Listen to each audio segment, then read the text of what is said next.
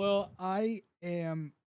Everybody knows. I mean, I make it quite clear my obsession with the Avatar films. Hmm. I am such a huge fan of these Avatar films. I am the biggest fan of Zoe Saldana. She is a phenomenal actress, also Latina, and she's just killing it right now. She's killing it. And she's also the highest grossing actor of all time right now. Wow. So, I mean,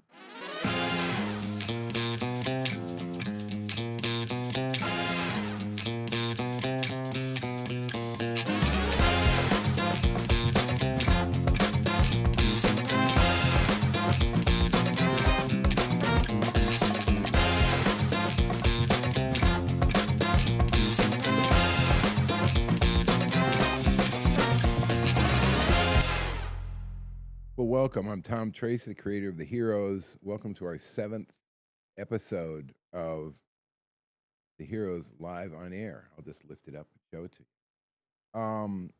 So today we're going to chat with my co-host Bryan Fernandez. But before that, I'm going to give you my little run through on The Heroes. It's the birth after I retired.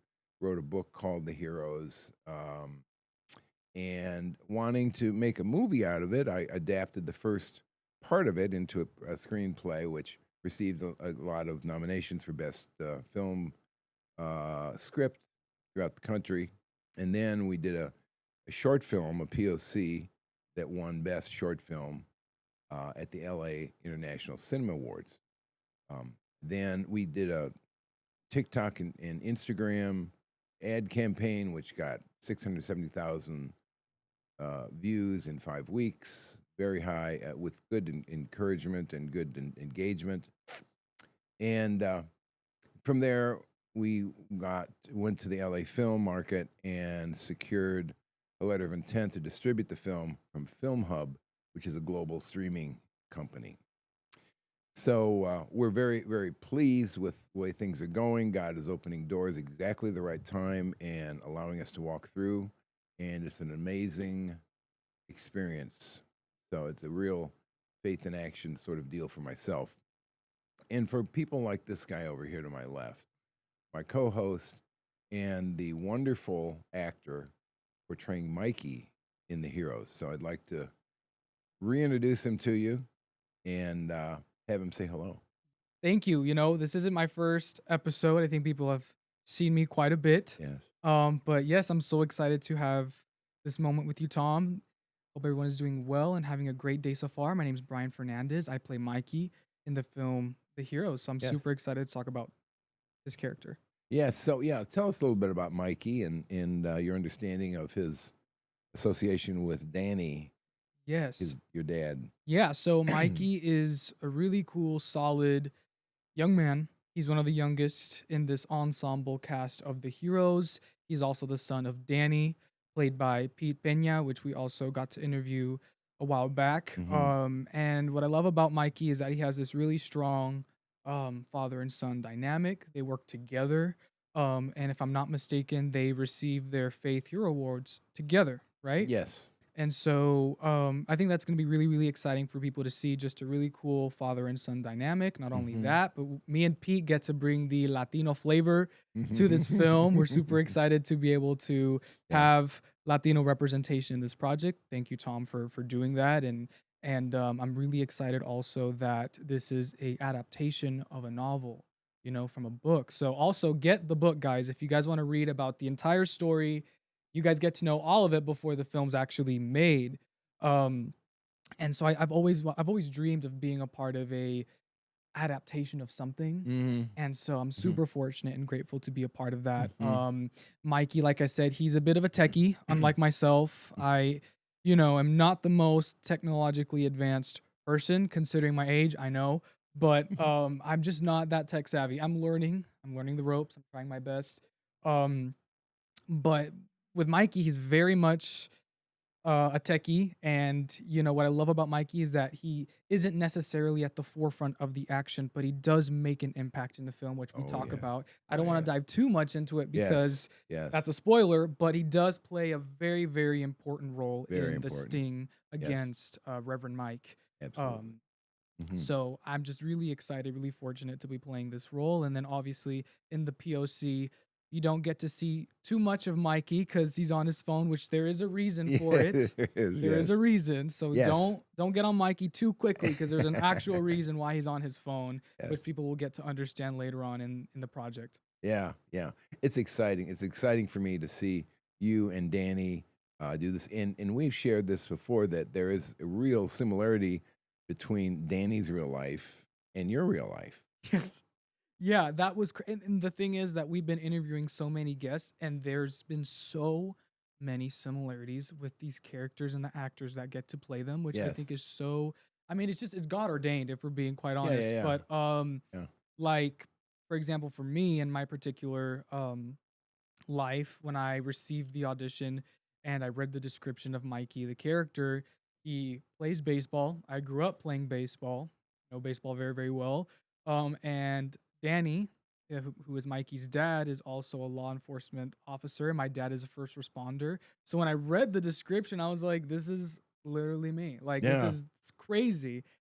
So it was really, really cool to get to see that type of Yeah, and when we similarity. had Pete on, he had similar things that Yes. you didn't weren't aware of. That No. I mean, his family, he has a son that is similar to you, or something like that, Yeah. isn't it? Right? Yeah, it's Super incredible. crazy. It's amazing. It really is God ordained. I mean, there's been so many coincidences that just come on, aren't just amazing. But Mhm.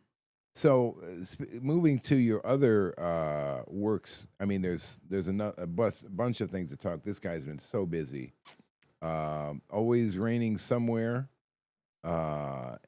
About grief. I mean, it's a wonderful film. Tell us about it. Yeah, It's Always Raining Somewhere will always infinitely hold such a profound space in my heart and my really my career. Um, I went through a really, really deep, painful, and tragic loss of a family member of mine in 2022. They just tragically and suddenly passed away in a very, very simple surgery. Um, and it was one of the most darkest moments in my entire life that I've ever had to face. And this person, they passed away February 22nd of 2022. So 02/22 2022, excuse me. So 22222.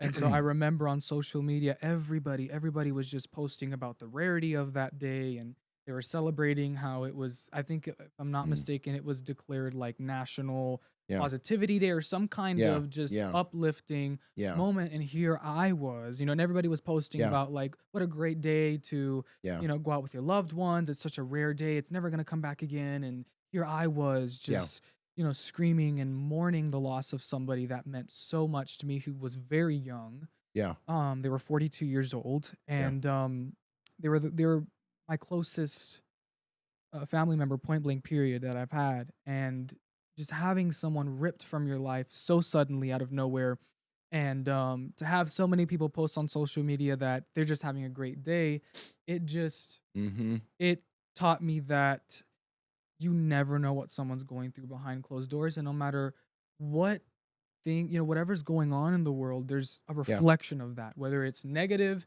and it's positive, or it's positive and it's negative. yeah, And so that moment just taught me so much about perspective, about grief. And I remember also the actor strike was going on, so there was not a lot of auditioning, not a lot of mm, work going on, and right, it was kind of a difficult time for all of us actors. And so I was able and fortunate that year to also do a lot of traveling. I decided to just travel and go to different places, visit my sister in Virginia, and I was able to go to Washington, D.C., North Carolina, just do a lot of traveling, also visit my family in Puerto Rico. Um, and at that time as well, I felt like in my life and in my career, it was a bit difficult because I was in kind of this loop where I was auditioning and training, and I would get close for really big projects, but ultimately it would go to another actor who maybe had more film credits Mhm. or X, Y, and Z Yeah. reasons. And so I had meetings with my agency and my team, and they were saying, "You're doing great. You know, you're getting called in for these roles. You're really close.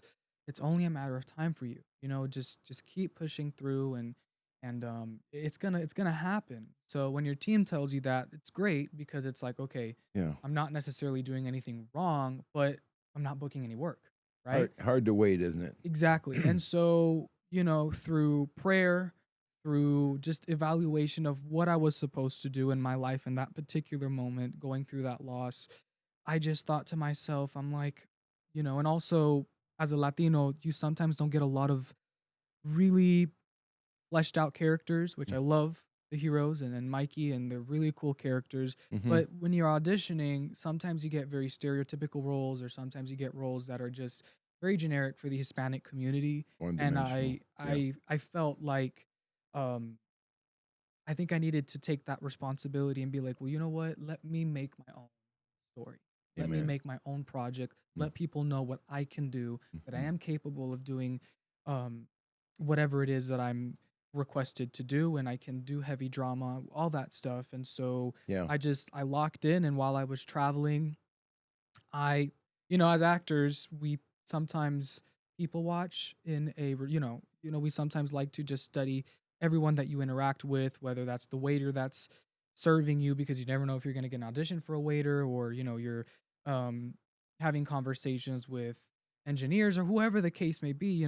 As actors, we're supposed to study every kind of personality to make sure that when we get an audition, we Mhm. can portray it to the best of our ability. Mhm. And so I just, like I said, and especially when it comes to Washington, D.C., it is such a melting pot of different people because everyone's traveling to go to these museums, visit the White House. So there is, I remember walking through the streets of Washington, D.C., and New York, of course, Mhm. just hearing different languages every 3 minutes. Yeah. You did not hear this. I mean, for me, my personal experience, I would hear different languages being spoken everywhere I went. And we were Mhm. still in Washington, D.C., or in the museums. And so I realized, like, everybody has a different personality, a different way of expressing themselves. Mhm. And in that time of traveling, I was just studying screenwriting on the side. I made it a responsibility to also study the craft of screenwriting before I were to ever execute something professionally. And so I remember writing a few practice scripts of ideas, of things Mhm. like that. And then I wrote a project that ultimately I locked in on because I pulled from moments that happened in my grief, but then I realized that everyone has a different personality. Yeah. And I Yeah. remember one day I was calling my mom, and I was traveling, and she calls me and she's like, "Hey, it is so hot over here. It is record breaking heat. Like, people, their air conditioning is going out and all that." And then for me, when I was talking to her, it was pouring down rain. And I just thought it was so funny. I was like, or, interesting that when Mhm. I was on the phone with her at the same time, it was Mm. raining where I was, but it was sunny or really hot where she was. Yeah. And the title just clicked, Yeah. and it just dropped in my mind. I was like, it's always raining somewhere. And if you think about it, Yeah. it truly is It always raining. is. So it's never sunny all the time throughout the entire earth. You Exactly. know what I mean? Yeah. And it was it was a story that I was like, okay. And so I wrote the title, and I just started writing that script. And then I went through so many revisions, and I was so fortunate and grateful to assemble a crew. And we were able to really do a solid shoot. And I was really excited, and it turned out very well. And we were Did. able to have a um, East Coast screening last April at the Sunscreen Film Festival. So shout Wonderful. out Oh, to wonderful. everyone a part of that festival for giving us that opportunity. It meant the absolute world to me, and that gave, everybody that was a part of that project exposure. But that project in particular, for me, people started to look at me in a more positive way, where it was like, okay, he's not just an actor, but he also wrote the project, he produced the project, he originated the idea. And so when I was talking and networking with these film festival um uh goers and networking with everybody, everyone was just so kind of shocked that with my age, I was able to kind of pull through so many different, wear so many different hats. And that gave me a lot of exposure. Then people started contacting me again to work on other films, or because of that project, I was connected with somebody else who's, it just, it really lined up a lot of things for me. And I'm so grateful that, Mm. last year and this year, I'm working and I'm able to be a part of really cool projects that are coming out. Mhm. Um, it was just such an amazing, amazing experience. And it was a really full 360 for me, because I think when I analyze and reflect on what's going on right now in my life, it's like if I didn't go through that loss, if I didn't go through that personal difficulty, would I have ever studied screenwriting? Would I have Right. ever Right. taken the responsibility Right. and realized and surprised myself? It's like, wait, I can actually originate an idea. I can Mhm. produce a project. I can do these things. I'm not just an actor. I can also do other things. Mhm. And so it was a really, really big eye opening experience. And hopefully soon we'll be able to release that project out in the public. But right Yeah. now we had festival circuit, and right now we're kind of mapping out what we can do with the project. But it was an Mhm. amazing project that you were able to check out. Yeah, it absolutely is, and please, if you have a chance, see it. It just reminds me of, you can only understand life looking backwards, but you gotta live it Yes, forwards. absolutely. And so you go through grief, and I've been through a big grief thing, and Hmm. you think it.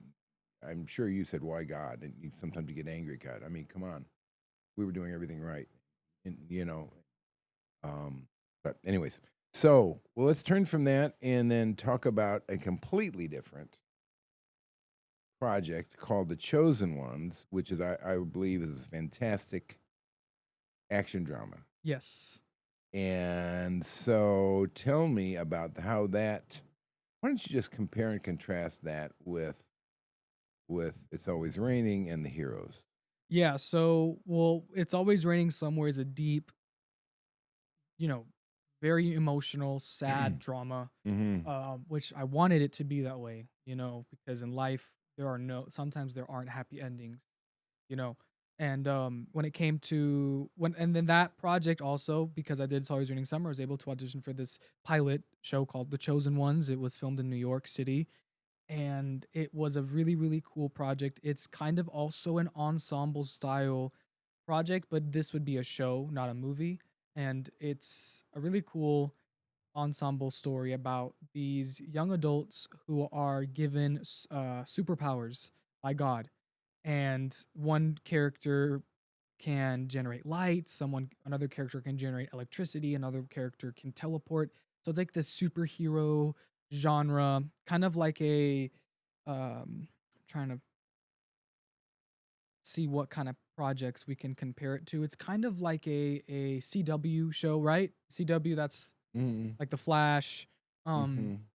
those types of projects. And so the character that I play is Andres. He is bilingual, which I was very, very excited about, to be able to speak Spanish and English in a project. He also is smart. He's educated.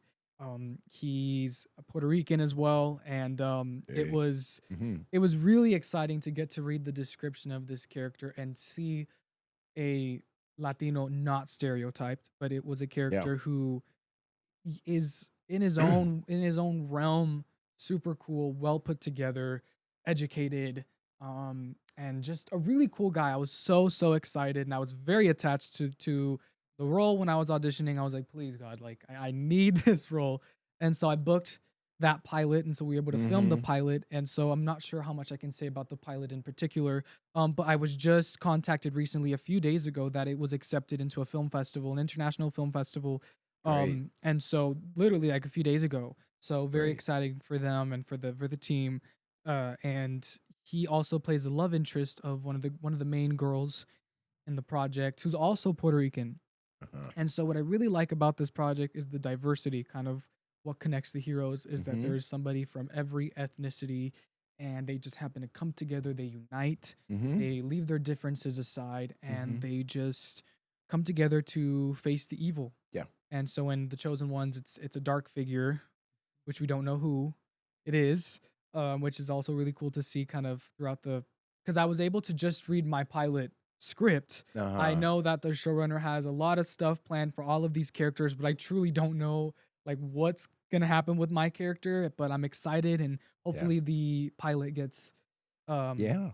fully approved, and we can have a green light for the whole season, and I'd be able to film that show, and I'd be a Yeah. pretty cool role in it. When might that come out, you think? Honestly, I have no idea because I know they just. I mean, they're actually like what I Yeah. was contacted about was that they're actually now going to start, just presenting it Yeah. and doing the typical pilot pitches like Mhm. every pilot goes. So I honestly have no idea, but they're really, really Yeah. focused. They're really, really aimed to get the green light. But Yeah. we'll see. We'll see. Yeah, yeah, yeah. So I you mentioned diversity, and and I think it's so important if you're doing a story about America, the real America, that show Americans that are really you go to the grocery store and you don't just see all white people, you don't just see all black people. You see a variety, a wonderful variety of people, and that's who God uses. I mean, God made them that way. And so it's wonderful and I'm so happy to have you on the project, Pete. It just it's just wonderful. And so and you've touched on this a little bit, but just maybe expand a little bit about the importance of including Latin American Yes. in the industry. There was a statistic that came out where 6% of the roles that are in Hollywood are Hispanic and Hmm. in roles and in TV shows. When I read that, I was absolutely shocked. I Yeah. did not understand why, you know, in an industry where we are supposed to reflect our society, we're supposed to Right. tell stories that people can see themselves in our entertainment, Right. having such a low percentage of opportunities. I Hmm. was so I, it really impacted me, and it really got me thinking where it was like, and then the roles that I would audition for, like I mentioned, were a bit stereotypical, and they didn't there's like this concept of who Latinos are, but in reality we are so Hmm. much more expansive. And my hope and my prayer is that we are Yeah. able to produce, share, and distribute stories that truly reflect the Hispanic representation. Hmm. We're so many different kinds of dialects Hmm. and Yeah. skin colors, and Yes. we're not just one boxed Hmm. thing, Hmm. and I pray and I hope, and that's my mission, is I try to be able to write stories, star in them, and let people see, okay, well, here there he is, because I've always been told certain times that people can't necessarily guess my ethnicity. They sometimes are like, well, I thought you were Brazilian, or I thought you were what I mean, I've gotten so many kinds of guesses. And Yeah. then the thing that hits me the most, and they're like, but you don't really look Hispanic, or you don't look. I get sometimes those comments, and I'm like, would you like to see my birth certificate where I was born? You know what I mean? Like, would you like to see, Yeah. we Yeah. as Yeah. Hispanics are all kinds of skin tones and dialects, and Yeah. that's what I hope that our entertainment industry can really push forward, and be Yeah. able to introduce Spanish in our films, and that's why I love what I love about Mikey, what I love Yeah. about Andres, Yeah. is that these characters are just Hispanic. There's like no real hidden agenda. Right. I get to speak Spanish in some projects, and it's like that's who they are.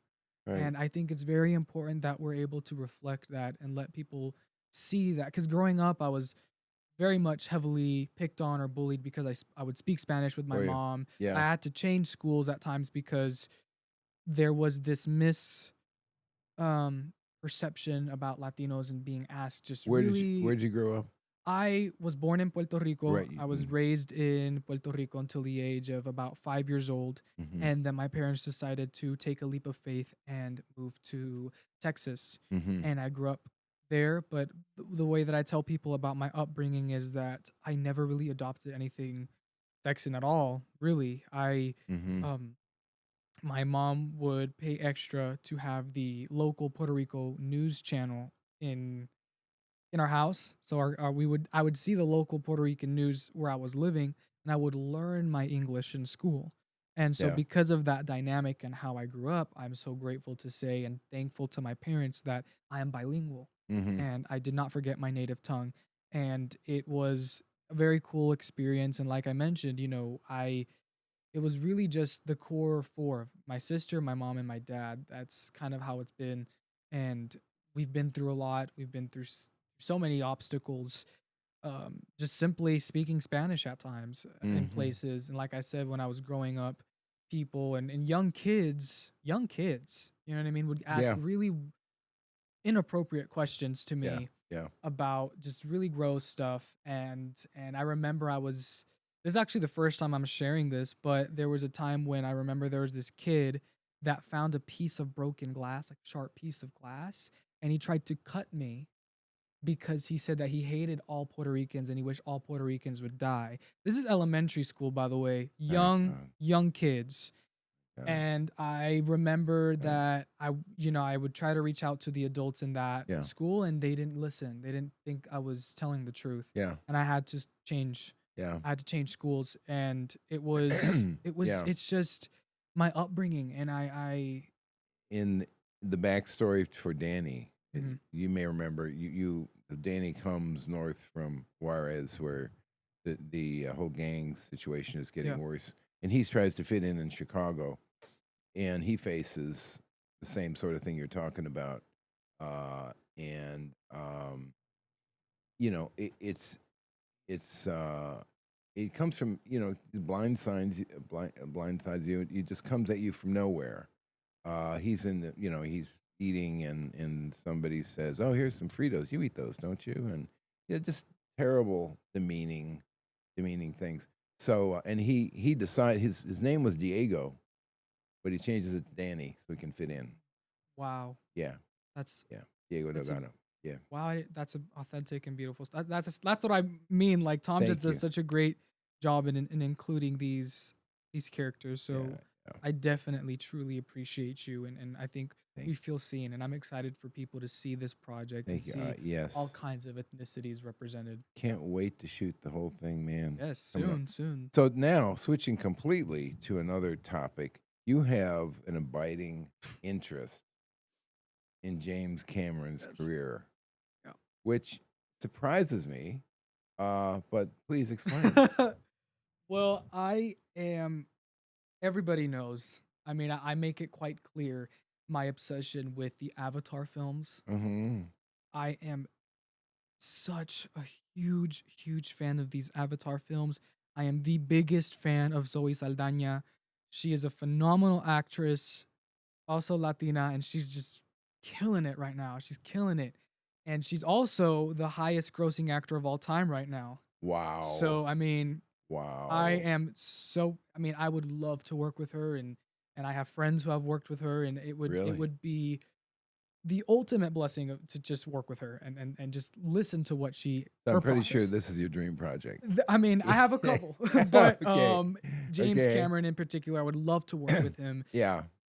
If the Avatar films are still being made, James, let me know. I would love to audition. I mean, just the James, if you're watching, please listen. I will do anything. Like I could be a Navi and say like two lines and just die. I could care less. I am just such a big fan of these films and the what he had to go through to develop those projects. It's such an original story. And Mm, I just love that. I love that he worked so hard and takes his time with these projects. We live in a microwave society right. Right. where people just Hmm. want things just, they spit out content without the quality being involved Yep. and people focus on quantity over quality.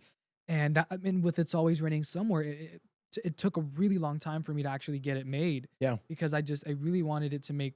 I developed it and I had so many rewrites and so many To do it changes. well. And exactly. And so getting to see how James Cameron also loves the making of the project just Hmm. as much as the final product, Hmm. which I love about our podcast and this Hmm. film is that people are going to see just clips of us filming the project, us on set, the cameras, the lights, so people can see that it really does take a village. Yeah. And James, man, I'm just such a big fan of his projects and his whole creative process. I would just love to sit down with him one day and just let him just honestly, like I would be just such a sponge around him and just see his process. And I Yeah. would love to work with him one day, and it would be such a phenomenal opportunity, and I would love to be an Avatar. I dressed up as Avatar last year for You Halloween. did. And Wow. I'm just a big fan. I remember watching, I mean, Avatar: The Way of Water, the second film, was Uh-huh. the very first film in my entire life that I have watched multiple times in the movie theater. Multiple Really? times. It was the very first project. It was the very first Wow. film. Okay. How many times? I watched it 4 times in the movie theater Okay. All and right. countless times at home. I have all the popcorn buckets from each film. Like, I am such a big fan, man. True It's a fan. beautiful film and a beautiful trilogy, and I can't Wow. wait for the next project. I hope it, Wow. yeah. Wow, wow, wow, wow, wow. And what would some of your dream roles be? I do have one that I would love to start manifesting from this day moving forward. So I'm a huge diehard fan of the animated film Treasure Planet. I'm not sure if anyone's Oh, familiar with that project, oh. but that's my favorite Disney film of all time. And I would love the opportunity to play Jim Hawkins if they ever were to do a live action Oh, adaptation of that project. I will uh, do absolutely anything. It is my favorite film of all time growing up. I know that film wow. inside and out, and I would just love to play. That is my dream role. Every single time someone asks me what my dream role is, because I know some Uh-huh. actors are like, "Oh, I don't really have one," but I do, He has and one. it is Jim Hawkins in Treasure Jim Planet. Hawkins. That's my Okay. yeah. Listen. Please, All right. Disney. Listen, Disney, thank you. Well, I think we're coming to the end of uh, this episode. It's been absolutely wonderful having you Thank as you. my co-host, my guest, and my good friend, and a Thank you. fabulous actor, and the hardest working man in the podcast business. The truth. Until next time, blessings.